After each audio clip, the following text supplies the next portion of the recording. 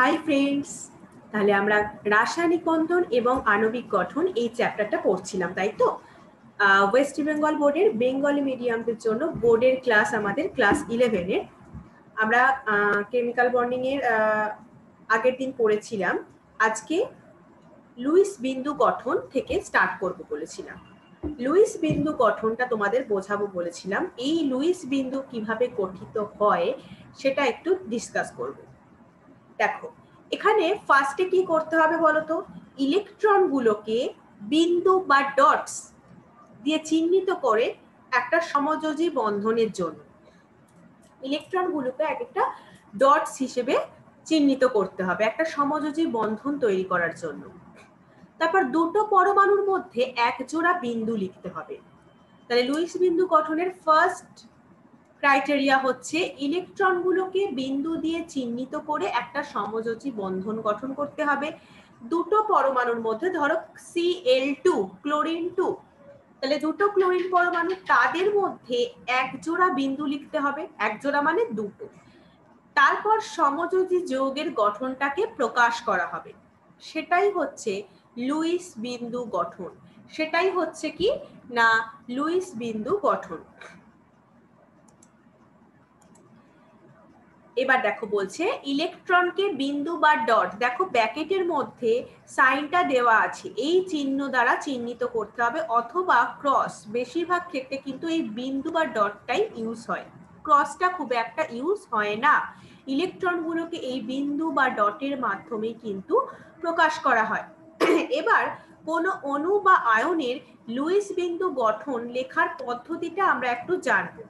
সেরকমই একটা যৌগের ক্ষেত্রে আমরা দেখব HCN, হাইড্রোজেন সায়ানাইড অণুর গঠনটা দেখব। এবারে লুইস বিন্দুর গঠন আমাদের তাহলে লিখতে হবে।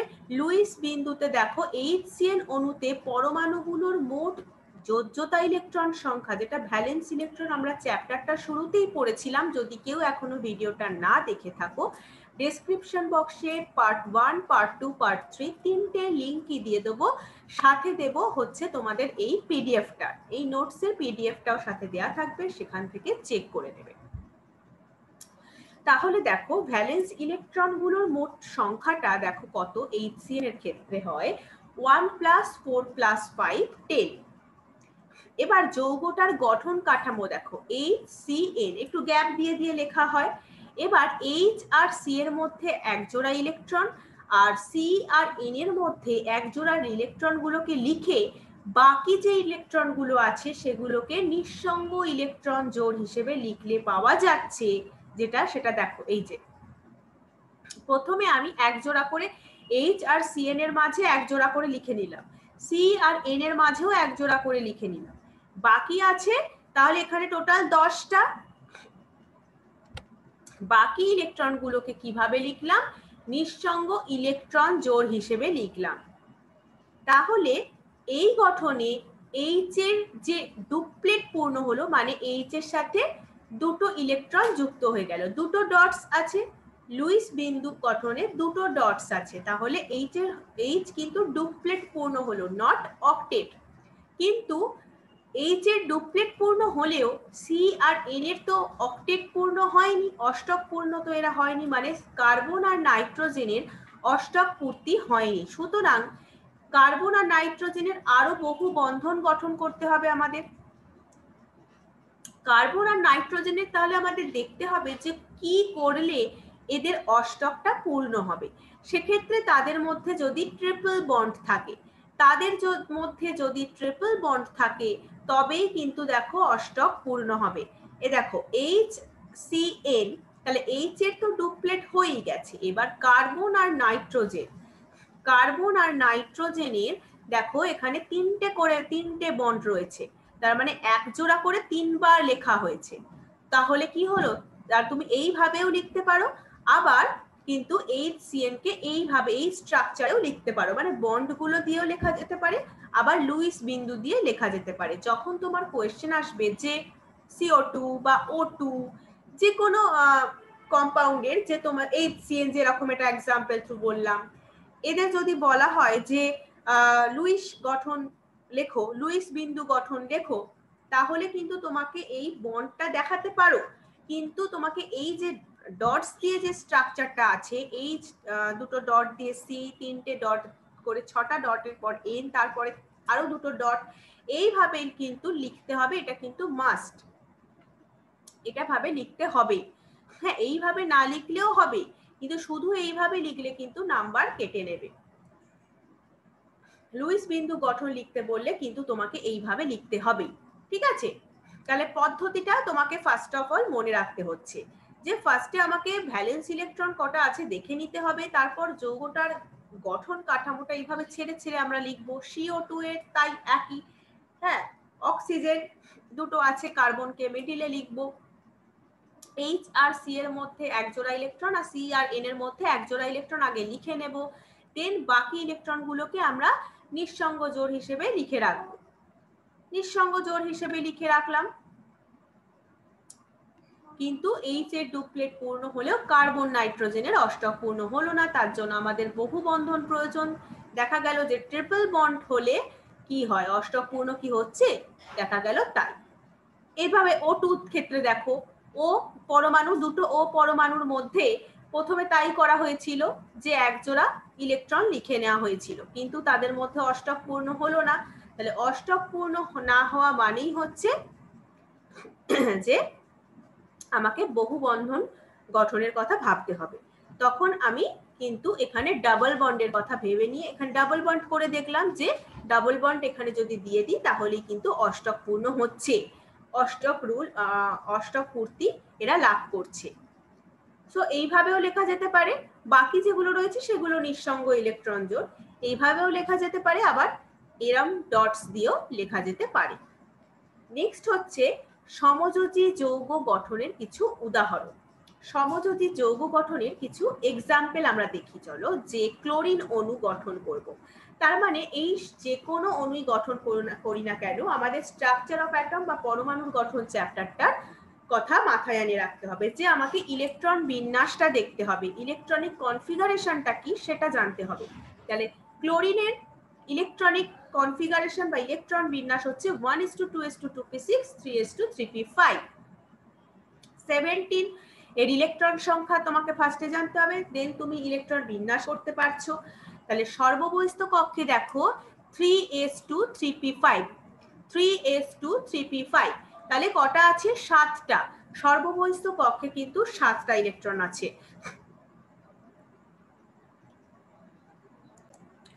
এবার এখানে তুমি লিখে নিলে 7টা, তাহলে 2, 8 আর 7, 2, 8 আর 7। দেখো 1s2, 1s এ অনলি দুটো, তারপরেরটা 2s2 2p6 মানে 6 + 2 8, 3s2 3p5 হচ্ছে 5 + 2 7।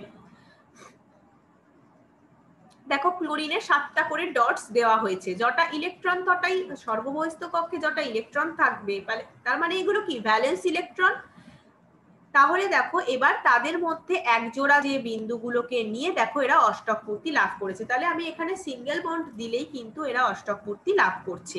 দেখো এখান থেকে এই মানে দুটো ক্লোরিন পরমাণু পরস্পরকে একটা করে ইলেকট্রন দিল, ঠিক আছে, দেওয়ার ফলে কি করলো, এরা অষ্টক লাভ করলো। কিন্তু অক্সিজেনের ক্ষেত্রে এই মাত্র বললাম যে অক্সিজেনের তাহলে ইলেকট্রন বিন্যাস তোমরা ফার্স্টে দেখে নিচ্ছ, তারপর দেখে নি প্রথমে তো ইলেকট্রন সংখ্যা, তারপর ইলেকট্রন বিন্যাস, তারপর সর্ববহিস্থ কক্ষে কটা আছে, দেখো 6টা। সর্ববহিস্থ কক্ষে আছে 6টা ইলেকট্রন। তাহলে এখানে 6টা আছে, তাহলে আমাকে আরো দুটো দিতে হবে, তবে না অষ্টক পাবে এরা, তাহলে কিন্তু ডবল বন্ড হবে। 6টা যদি সর্ববহিস্থ কক্ষে থাকে তাহলে আমাকে আরো দুটো ইলেকট্রন দিতে হবে, তবেই এদের অষ্টক লাভ করতে পারবে, অষ্টক পূর্তি লাভ করতে পারবে। দেখো এখানে তাহলে দুটো করে 2 পেয়ার অফ ইলেকট্রন এরা শেয়ার করেছে, ফলে এরা অক্টেট লাভ করেছে। ঠিক আছে, এই হচ্ছে সমযোজী যৌগ গঠনের উদাহরণ, প্লাস এর মধ্যেও তোমাদের যেটা বোঝালাম যেটা হচ্ছে লুইস বিন্দু গঠন, খুবই ইম্পর্টেন্ট বোর্ড লেভেলে। তো এবার দেখো নেক্সট যে টপিকটা আছে সেটা হচ্ছে কার্যকরী আধান, ফর্মাল চার্জ যেটাকে বলে কার্যকরী আধান। সেটা কিভাবে, জাস্ট তোমাকে এটা ফর্মুলাটা বলছি, এবার কিভাবে তোমাকে এটা ক্যালকুলেট করতে হয়। দেখো প্রথমে তোমাকে ধরো কোনো মলিকিউলস দিয়ে দিয়েছে, দেন তোমাকে দেখতে হবে যে পরমাণুটার যোজক ইলেকট্রনের সংখ্যাটা কত আছে। যেমন আগের গুলোতে আমরা দেখছিলাম, প্রথমেই কি জানতে হবে ইলেকট্রন সংখ্যা কত, তার জন্য পরমাণুর গঠন চ্যাপ্টারটা খুবই ভালো করে পড়তে হবে। তারপরে একইভাবে ইলেকট্রন বিন্যাস কিভাবে করতে হয় একদম খুব ভালো করে পড়ানো আছে, যেখানে হচ্ছে আমাদের দেখবে ক্লাসগুলো স্ট্রাকচার অফ অ্যাটম ক্লাসগুলোতে। তারপর তাহলে ইলেকট্রনিক কনফিগারেশন জেনে গেলে সেখান থেকে তুমি বের করে ফেলতে পারছো ভ্যালেন্স ইলেকট্রন। ভ্যালেন্স ইলেকট্রন বা যোজ্যতা ইলেকট্রন, তার মানেই তুমি জানো যে আমি কেমিক্যাল বন্ডিং বা রাসায়নিক বন্ধন এই চ্যাপ্টারটার একদম ফার্স্ট পার্টটাতেই পড়িয়েছিলাম হচ্ছে ভ্যালেন্স ইলেকট্রন সম্পর্কে। তাহলে ভ্যালেন্স ইলেকট্রন মানেই হচ্ছে কি না আমাদের সর্ববহিস্থ কক্ষে একদম আউটার সেল ইলেকট্রন, সর্ববহিস্থ কক্ষে কতগুলো ইলেকট্রন আছে সেটা যদি আমরা জানতে পেরে যাই, দেখো তাহলে কার্যকরী আধান কত একটা মলিকিউলের, তাহলে সেটা ক্যালকুলেট করে ফেলতে পারবো। তাহলে পরমাণুটার যোজক ইলেকট্রন সংখ্যা মাইনাস করব নিঃসঙ্গ জোড়ের মোট ইলেকট্রন সংখ্যা। দেখো এভাবে আবার সেখান থেকে মাইনাস করতে হবে হাফ ইন্টু বন্ধন জোড়ের মোট ইলেকট্রন সংখ্যা। দেখো এক্সাম্পল দিয়ে যদি বোঝাই তাহলে আরো ভালো করে আরো বেটার তোমরা বুঝতে পারবে। যেটা হচ্ছে দেখো O3 মলিকিউলটার ক্ষেত্রে তাহলে 3টে অক্সিজেন আছে, এইটা হচ্ছে নাম্বার 1, এটা নাম্বার 2 এন্ড নাম্বার 3। দেখো নাম্বার 1 এর ক্ষেত্রে আমরা ফরমাল চার্জ বার করব। নাম্বার 1 যে অক্সিজেন আছে, এবার প্রথমে আমাদের কি দেখতে হবে পরমাণুটার যোজক ইলেকট্রন সংখ্যা। তাহলে ভ্যালেন্স ইলেকট্রন কত, সর্ববহিস্থ কক্ষে যটা ইলেকট্রন থাকে, অক্সিজেনের সর্ববহিস্থ কক্ষে 6টা ইলেকট্রন থাকে, তাহলে 6 ফার্স্টে চলে এলো। তারপর কি আছে নিঃসঙ্গ জোড়ের মোট ইলেকট্রন সংখ্যা। নিঃসঙ্গ জোড়ের কটা ইলেকট্রন আছে, 2টো। দেখো 1 নম্বর কার্বনটায় নিঃসঙ্গ জোড়ের ইলেকট্রন সংখ্যা আছে 2টো, তাহলে এখান থেকে 2 মাইনাস করলাম। তার থেকে আবার কি মাইনাস করতে হবে হাফ ইন্টু বন্ধন জোড়ের মোট ইলেকট্রন সংখ্যা। হাফ ইন্টু বন্ধন জোড়ের মোট ইলেকট্রন সংখ্যা, তাহলে বন্ধন জোড়ের মোট ইলেকট্রন সংখ্যা মানে, কিন্তু ভ্যালেন্স এখানে 6 লেখা আছে মানে ভেবো না যেটা ভ্যালেন্স ইলেকট্রনটাই না, এটা হচ্ছে বন্ধন জোড়ের মোট ইলেকট্রন সংখ্যা মানে কটা শেয়ার করেছে এরা, প্রত্যেককে কটা করে ইলেকট্রন শেয়ার করেছে সেটা বোঝাচ্ছে। তাহলে এই দেখো 1 নম্বর আর 2 নম্বরের মধ্যে দেখো টোটাল 4টে, এখানে 2টো ওখানে 2টো নিয়ে ডবল বন্ড, আর এখানে একটা বন্ড মানে কি 2টো ইলেকট্রন নিয়েই তো একটা বন্ড হয়েছে। তাহলে কটা হচ্ছে টোটাল ইলেকট্রন সংখ্যা বন্ধন জোড়ের হচ্ছে 6টা, সেই অনুযায়ী কিন্তু এখানে 6। তাহলে সব ক্যালকুলেট করে পাওয়া গেল কি +1। তাহলে এই নাম্বার 1 অক্সিজেনের ফরমাল চার্জ হচ্ছে বা কার্যকরী আধান হলো তোমার +1। এবার অক্সিজেন 2 নম্বর অক্সিজেনটা দেখো, মানে ভ্যালেন্স ইলেকট্রন ফার্স্টে তো সবকটারই সমান হবে, কারণ অক্সিজেনের ভ্যালেন্স মানে যোজক ইলেকট্রন, পরমাণুটা যোজক ইলেকট্রন সংখ্যা থেকে মাইনাস করছি, তাহলে প্রত্যেকটা ক্ষেত্রেই সেটা 6 হবে। কিন্তু নিঃসঙ্গ ইলেকট্রন জোড় সেকেন্ডার দেখো 4টি, সেকেন্ডার ক্ষেত্রে 4টি।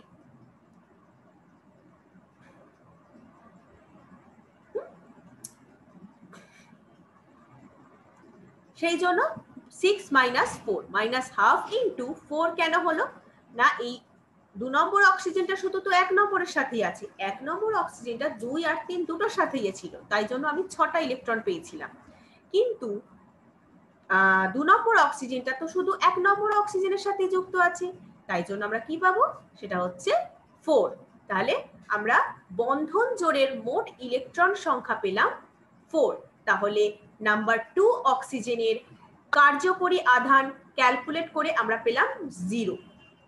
নেক্সট দেখো অক্সিজেন নাম্বার 3, তাহলে সেম ভ্যালেন্স ইলেকট্রন বা পরমাণুটার যোজক ইলেকট্রন সংখ্যা হচ্ছে 6, কারণ অক্সিজেনের 6 হচ্ছে ভ্যালেন্স ইলেকট্রন নাম্বার, মাইনাস হচ্ছে 6 কারণ দেখো এখানে নাম্বার 3 অক্সিজেনটায় 6টা নিঃসঙ্গ ইলেকট্রন জোড় রয়েছে, কারণ নাম্বার 1 অক্সিজেনের সাথে এটা সিঙ্গেল বন্ড করে আছে, তাহলে এখানে 6টা নিঃসঙ্গ ইলেকট্রন জোড় রয়েছে। মাইনাস করছি হাফ ইন্টু 2 মানে হচ্ছে বন্ধন জোড়ের মোট ইলেকট্রন সংখ্যা, তাহলে একটাই বন্ড আছে তাহলে 2, তাহলে আমি ক্যালকুলেট করে ও মানে অক্সিজেনের নাম্বার 3 অক্সিজেনের কার্যকরী আধান পেলাম -1। এইভাবে তাহলে কিন্তু কার্যকরী আধান ক্যালকুলেট করতে হয়। নেক্সট তোমাদের যেটা আছে সেটা দেখো, সমযোজী যৌগ গঠনের শর্তগুলো কি কি।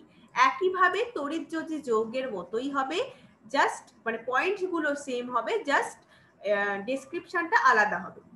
এদের হচ্ছে যোজক ইলেকট্রন সংখ্যা বা আয়নন বিভব, ইলেকট্রনের প্রতি কতটা আসক্তি আছে, ইলেকট্রোনেগেটিভিটি, এইগুলো কিন্তু এখানে দেখা হয়। এবার হচ্ছে যে যোজক ইলেকট্রন সংখ্যা। যোজক ইলেকট্রন সংখ্যা কিন্তু এখানে 4, 5, 6 বা 7 হতে হবে। দুটো পরমাণুর প্রত্যেকটার যোজক ইলেকট্রন সংখ্যা কিন্তু 4, 5, 6 বা 7 হতে হবে, হাইড্রোজেন পরমাণু ছাড়া। এছাড়া আয়নন বিভব, আয়নন বিভব কিন্তু উচ্চ আয়নন বিভব সম্পূর্ণ পরমাণুগুলোই নিজেদের মধ্যে বা অন্য পরমাণুর সঙ্গে আয়নীয় যে বন্ধন বা সমযোজী বন্ধন গঠনে অক্ষম, সেই জন্য সমযোজী বন্ধন সৃষ্টির মাধ্যমে কিন্তু অণু গঠন করে। এরা আয়নীয় বন্ধন বা তড়িৎযোজী যে বন্ধন সেগুলোর মাধ্যমে কিন্তু বন্ধন গঠনে অক্ষম বলেই সমযোজী বন্ধন গঠনের মাধ্যমে অণু গঠন করে।